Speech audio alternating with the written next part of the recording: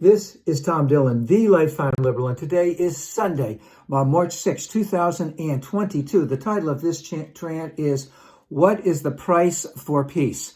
So right now, not only is Vladimir doubling, tripling, quadrupling, quintupling down, whatever you want to call it, the more he's doing bad in Ukraine, the more he has to have a victory to show to the Russian people, even though many of them don't want victory.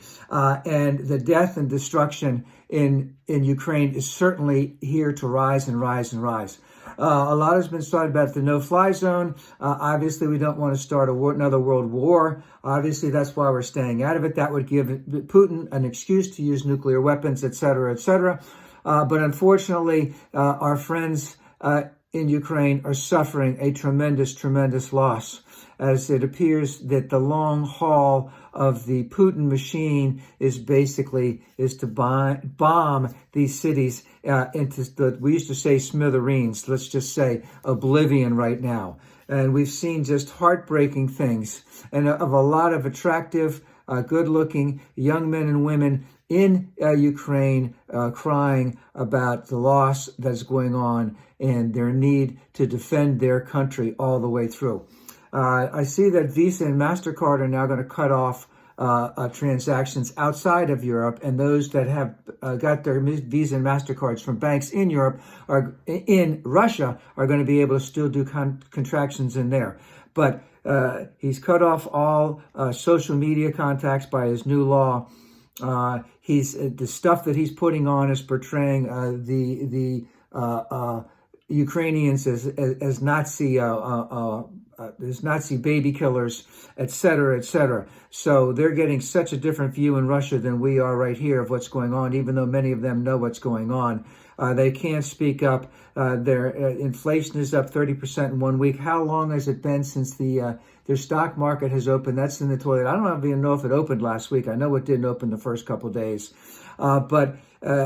And obviously Vladdy is probably, what would you say, spying not only on his generals, on his inner circle, on people, on any type of dissidents or anything out there, and he's ready to blow them away. He's more isolated than he has ever been. So the absolute need for a coup d'etat or some type of assassination within Russia itself is probably not that good right now. I don't know how much more it is going to take.